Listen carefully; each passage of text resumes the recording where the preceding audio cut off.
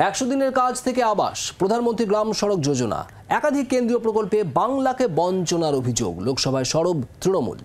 রাজ্যের বিরুদ্ধে প্রকল্পের নাম বদলের পাল্টা অভিযোগ কেন্দ্রের। সর্বশিক্ষা মিশনে রাজ্যকে টাকা দেয়নি কেন্দ্র। বিধানসভায় সরব শিক্ষামন্ত্রী ব্রাত্য বসু। পাল্টা জবাব দিয়েছে বিজেপিও।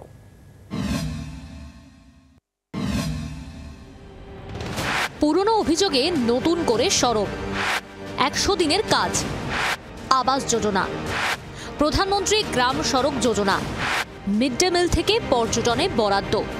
ফের কেন্দ্রীয় বঞ্চনার অভিযোগে শান দিল তৃণমূল। মঙ্গলবার একই দিনে লোকসভা ও বিধানসভায় কেন্দ্রীয় বঞ্চনার বিরুদ্ধে আওয়াজ তুলল ঘাসফুল শিবির। এদিন লোকসভায় কেন্দ্রের বিরুদ্ধে বিভিন্ন প্রকল্পে বাংলাকে বঞ্চনার অভিযোগে সরব হলেন তৃণমূল সাংসদ কল্যাণ Bandyopadhyay. 2022-23 and 2022-23-24. No, not a single amount has come from the central government so far West Bengal is concerned. Why the West Bengal government has been left out? Why there is no consultation? If you don't like Bengali, that's the reason you will not give money to the Bengal. अगर ये राशि निश्चित उद्देश्यों की पूर्ति में खर्च नहीं की जाती तो इसको रोका जा सकता है। इस योजना के अंतर्गत अपात्रों को पात्र कर दिया गया और पात्रों को अपात्र कर दिया गया, ये प्रमाणित हुआ है। সর্বশিক্ষা মিশনের টাকা দেয়নি কেন্দ্র। নতুন বঞ্চনার অভিযোগে বিধানসভায় সরব ব্রাত্য।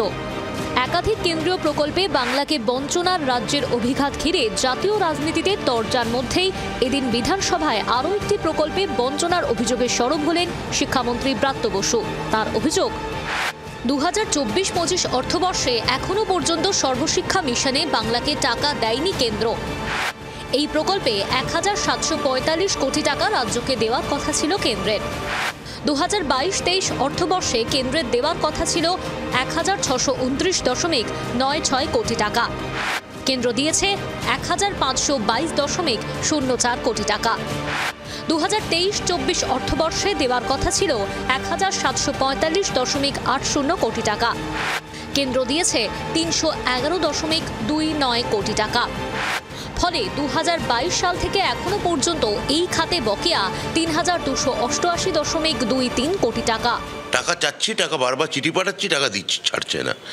আর কি সমস্যা? যেটা রাজনৈতিকভাবে দেখছে যে যেহেতু আমরা এখানে মমতা বন্দ্যোপাধ্যায়ের উন্নয়ন, মমতা বন্দ্যোপাধ্যায়ের কাজ, তাঁর ভোটে জেতা, এগুলো তো বিজেপিকে বারবার নিরাশ করেছে না, বাংলা খালি হাতে ফিরিয়েছে। ফলে সেই খালি হাত তারাও আমাদের খালি হাত বা খালি পেট করতে চাইছে।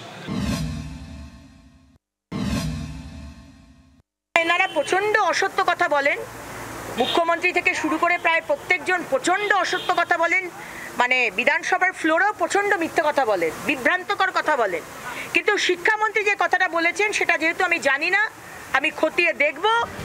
মোদী সরকারের বিরুদ্ধে বিভিন্ন কেন্দ্রীয় প্রকল্পে রাজ্যের বরাদ্দ আটকে রাখার অভিযোগে দীর্ঘদিন ধরেই সরব তৃণমূল। তাদের অভিযোগ, 100 দিনের কাজে 59 লক্ষ শ্রমিককে কাজ করিয়েও টাকা দেয়নি কেন্দ্র। আবাস যোজনা, প্রধানমন্ত্রী গ্রাম সড়ক যোজনার মতো কেন্দ্রীয় প্রকল্পেও কোটি কোটি টাকা বকেয়া রয়েছে। পাল্টা রাজ্যের বিরুদ্ধে দুর্নীতি ও কেন্দ্রীয় প্রকল্প নিজেদের নামে চালানোর অভিযোগে সরব কেন্দ্রীয় সরকার ও বিজেপি।